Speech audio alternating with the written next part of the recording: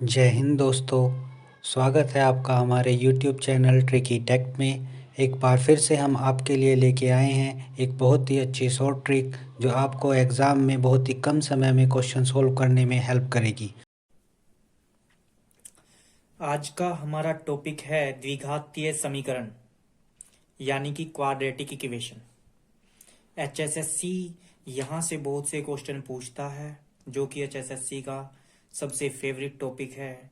तो आज हम इसको तैयार करेंगे।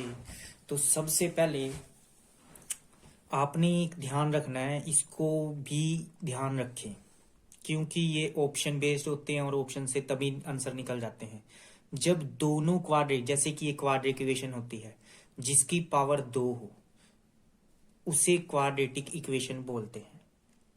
तो क्वाड्रेटिक इक्वेशन में आपको दो चीजों पर ध्यान देना है। एक तो ये +6, इसके आपको फैक्टर बनाने हैं यानी गुणनखंड। और गुणनखंड क्या होते हैं, यानी इसको दो भागों में तोड़ना है, जैसे कि 2 × 3।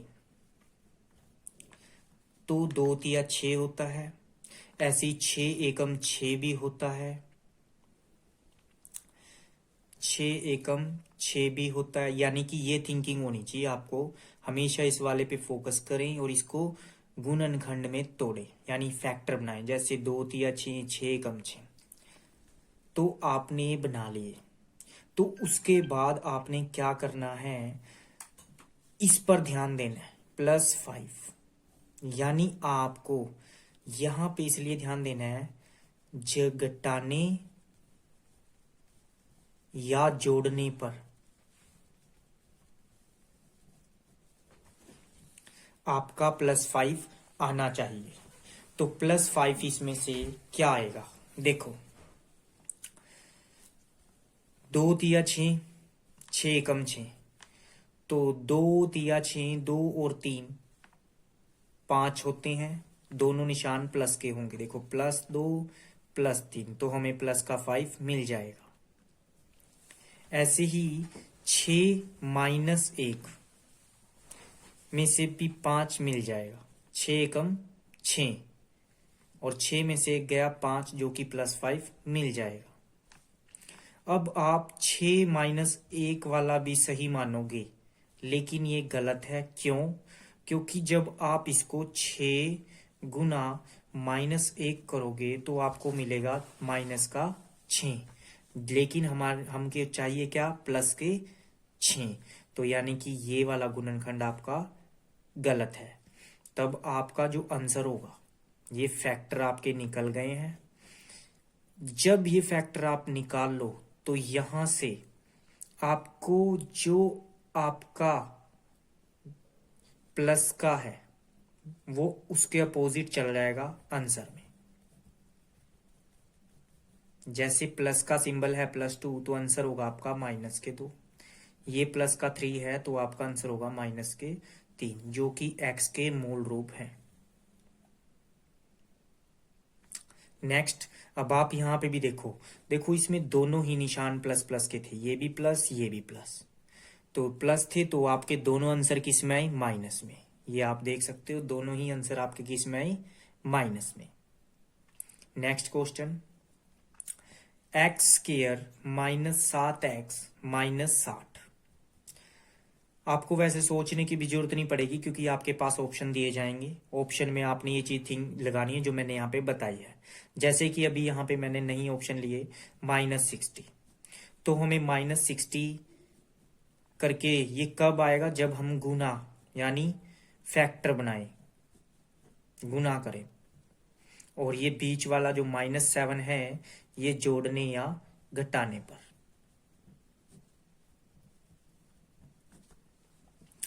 तो आप अच्छे से जानते हो, आपको टेबल या पहाड़े अच्छे से आते होंगे, यानी -60 के टुकड़े क्या क्या बनेंगे। आप देखो, -60 के टुकड़े ऐसे बनाने हैं तो उनका बीच का गैप क्या है, -7, या जोड़ें तब भी क्या आना चाहिए, 7।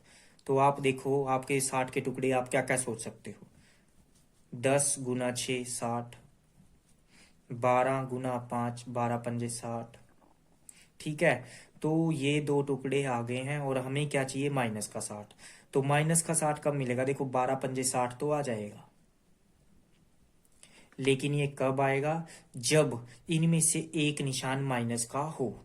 ठीक है, तो मान लो अगर मैं 5 इसको लगा लूं -5 तब भी आ जाएगा, लेकिन हमने निशान अभी नहीं लगाने, निशान बाद में लगाएंगे। कैसे? 12 पंजे 60 आपके आ गया, 12 में से 5 गए 7 भी आ जाएगा। 10 में से 6 जोड़ोगे तब भी नहीं 7 आएगा, 10 में से 6 घटाओगे तब भी 7 नहीं आएगा। तब आपने 12 में से 5 गए 7 आ गया। तो आप देखो आपको क्या चाहिए? -7। अब -7 कब मिलेंगे? आपको दो फैक्टर आपने ढूंढ यानी फाइंड कर लिए हैं, 12 और 5। तो 12 में से 5 गए 7 आएंगे। तो वो कब आएगा? 7 के आगे जो निशान है माइनस, यानी कि बड़ी रकम माइनस की है और छोटी रकम प्लस की। देखो 12 में से 5 गए 7, माइनस प्लस माइनस। माइनस क्यों आया? क्योंकि बड़ी रकम के आगे निशान माइनस है। ये आपने खुद सोचने हैं, सोचने की थिंकिंग आपको क्वेश्चन में ही दी गई है। -7 बनाना है, वैसे ऑप्शन में दिए होंगे। तब यहां से ये आपके दो फैक्टर परफेक्ट बन गए। अब इसके अपोजिट आपने जाना है, यानी आपके जो आंसर होंगे वो क्या होंगे? अपोजिट। जो माइनस का है वो किसका होगा? प्लस का भाव। और जो प्लस का है वो क्या होगा? माइनस के, जो कि आपके एक्स के मूल रूप हैं, यानी एक्स की वैल्यू ये हो सकती है। Next question, X square -3x - 10 is equal to 0। तो आपने सबसे पहले कहाँ ध्यान देना है? इस पे। अब आप ये देखो, ये दोनों निशान माइनस के हैं, ये भी दोनों निशान माइनस के थे, तो आपका आंसर एक प्लस में है, एक -5 में। तो देखो दोनों निशान माइनस के थे, तो आपका आंसर एक माइनस में है, एक प्लस में। तो ये आप ऑप्शन से देख सकते हो, जिसके आगे माइनस और प्लस हो और ये चीज मिले। अब आप यहाँ देखो 10 के टुकड़े क्या बनेंगे? 10 के टुकड़े बनते हैं 5 गुना 2। 5 गुना 2 -10 बनाना है, तो 5 दूनी 10 आ जाएगा। लेकिन निशान आपने कब लगाने हैं? इस वाले को। अब यहाँ -3 रखो। अब आप 5 में से 2 गए, 3 आ जाएगा, लेकिन 3 किस चीज का आना चाहिए? निशान माइनस का। तो आप निशान कैसे बनाओगे? देखो ऐसा तभी हो सकता है जब 5 के आगे निशान माइनस हो, क्योंकि 5 बड़ी रकम है और 5 प्लस का हो 2, यानी 5 में से 2 गए 3, और 3 के आगे निशान माइनस का कब आएगा? जब बड़ी रकम माइनस वाली हो। अब आपके ये आ गए फैक्टर, तो आप क्या करोगे? इसके अपोजिट वाले आपके आंसर होंगे, यानी माइनस का 5 है तो आंसर प्लस वाला होगा, प्लस का 2 है तो माइनस का 2। ये आपके आंसर। अब नेक्स्ट देखते हैं, ये मैंने यहाँ पे ऑप्शन लिए हैं क्वेश्चन में, कई बार आपके बड़े फैक्टर आ जाए, क्योंकि अभी तक हमने छोटे गुणनखंड लिए थे, अब बड़े लेते हैं। कई बार पेपर में बड़ा आ जाए तो आपको घबराने की दिक्कत नहीं है, आपने सोचना की भी जरूरत, क्योंकि आपके पास ऑप्शन पड़े हैं। सबसे पहले देखना है ये प्लस का माइनस का है, ठीक है। तो आपने यहाँ देखना है कि 182। देखो मैंने सारे ऑप्शन लिए यहाँ पे, सेम लिए हैं, क्योंकि एग्जामिनर सेम ही दे डालता है। अगर अलग है तो फिर बहुत आसान हो जाएगा। 13 गुना 14, यानी आपको पहले ही पता है 13 गुना 14 182 है। देखो 13 चौक 52, 13 कम 13 और 5 18, यानी कि 13 गुना 14 तो आपके फैक्टर है ही। अब आपका निशान के ऊपर डिपेंड है, यहाँ पे क्या है? प्लस, और कुछ नहीं है तो कुछ नहीं होता तो क्या होता है? +1, मतलब यहाँ 1 चाहिए। अब आप इनके बीच का गैप देखो 1 है सभी का, लेकिन हमें क्या चाहिए? प्लस का 1, और प्लस का 1 देखो कौन देगा? यदि मैं इन दोनों को देखो, माइनस के 14 माइनस के 13, तो ये मेरा -23 आएगा। ये तो नहीं है, क्योंकि हमें क्या चाहिए? प्लस का 1। 14 में से 13 गए, क्या आएगा? प्लस का 1। 13 में से 14 गए, 13 में से 14, 14 में से 13, ये तो जुड़ जाए 27, ये भी गलत है। अच्छा जी, -14 + 13, तो आपका आंसर आएगा -1। अब यहाँ पे एक चीज बता दूं, ये चीज मैंने यहाँ पे चेक की है, आपने यहाँ पे नहीं करना। आपको 13 और 14 ऑप्शन से पता लग गया है। अब मेरे को चाहिए प्लस का 1, प्लस का 1 चाहिए। तो प्लस का 1 आप कब निकालोगे? जब आपकी ये वैल्यू माइनस में हो और ये प्लस में हो। 14 में से 13 गई, 1 आ जाएगा, लेकिन बड़ी रकम के आगे निशान क्या है? प्लस, तो आंसर प्लस वाला। यहां से हम ये चीज यहाँ देखो निकालते थे, ये देखो निकालते थे, तो यहां से आपके निशान क्या होंगे? अपोजिट, यानी कि जो माइनस में है वो क्या हो जाएगा? प्लस में, और जो प्लस में है वो किस में हो जाएगा, माइनस में। तो आपका आंसर ये है, यानी कि ये वाला। अब हमने यहाँ पे ऑप्शन चेक किए तो हमारा ये गलत होना चाहिए था, लेकिन आपने ध्यान रखना है कि यहाँ पे इसको उल्टा लेना है। जैसे मैंने ऑप्शन लिए थे, ये चीज इसके अकॉर्डिंग चलना है। Next question, 6x² minus 17x plus 12। अब आप यहाँ देखो, अब तक जो क्वेश्चन किए उसमें हमें यहाँ पर कोई वैल्यू नहीं दी गई थी, लेकिन अब दी गई है। तो इसका क्या करना है, तो इसको उठा के लास्ट वाली से सबसे पहले गुना करेंगे, यानी 6 को 12 से गुना करेंगे तो 6 गुना 12 कितने होता है, 72, और निशान आएगा प्लस का। तो अब आपको 72 यानी 72 के टुकड़े सोचने हैं। 72 के टुकड़े देखो क्या क्या होते हैं, 8 गुना 9, 8 नी 72, 12 गुना 6, 12 छिक 72, यानी ये आपके टुकड़े हैं। आपको टेबल आने चाहिए, वरना ऑप्शन पड़े होंगे आपने आसानी से, जैसे अभी पिछला क्वेश्चन मैंने दिखाया, ऑप्शन से हो जाएंगे। लेकिन यहाँ सिर्फ प्लस या माइनस का आपको दिक्कत आएगी, उसके लिए मैं ये प्रैक्टिस करा रहा हूँ। तो आप अच्छे से देखो, अब ये चाहिए माइनस के 17।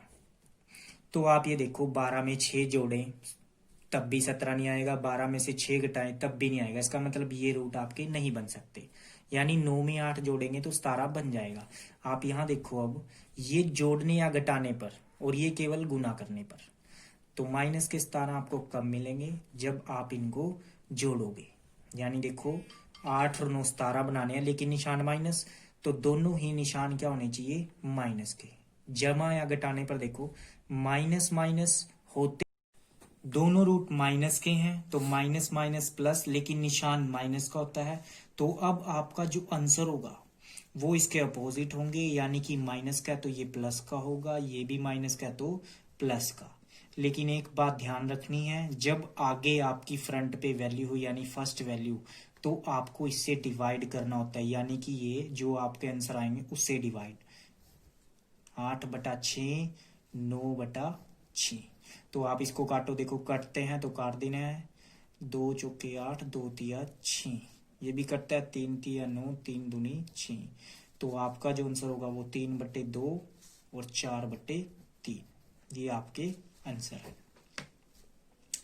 नेक्स्ट क्वेश्चन है √2। देखो इस तरह के क्वेश्चन भी एग्जाम में आते हैं, लेकिन घबराना नहीं है, क्योंकि ये क्वेश्चन बहुत ही आसान होते हैं। सेम एज ही तरीका होगा, आपको बताना है। देखो यहाँ पे फ्रंट पे है वैल्यू, तो आपको ऊपर जैसे बताया था मैंने, 6 को उठा के 12 से गुना किया, तो आप √2 को उठा के इस सारी वैल्यू से गुना करोगे। तो आप देखो, अब आप यहाँ पे कंफ्यूज मत होना, मैं यहाँ पे करके दिखा रहा हूँ। 5√2 मल्टीप्लाई √2, यानी 5√2 गुना √2। देखो जब √2 और √2 हो, जैसे कि देखो √2 गुना √2, यानी तो खाली क्या होगा जब इनको करेंगे 2। ऐसे ही जैसे √3 इंटू √3, तो खाली क्या होगा 3। ऐसे ही √5 इंटू √5, तो क्या होगा खाली 5, यानी कि ये आ जाएगा। तो ऐसे ही देखो, अब जब आप इन दोनों को मल्टीप्लाई करोगे तो आपका क्या मिलेगा, 2, और साथ में क्या है 5, तो आपका क्या आएगा 10। क्या आएगा 10, यानी आपके जो गुणनखंड आए वो 10 के फैक्टर हैं। अब आप 10 के फैक्टरों को बनाओ, तो आप अच्छे से जानते हो, 5 दूनी 10 बन गए।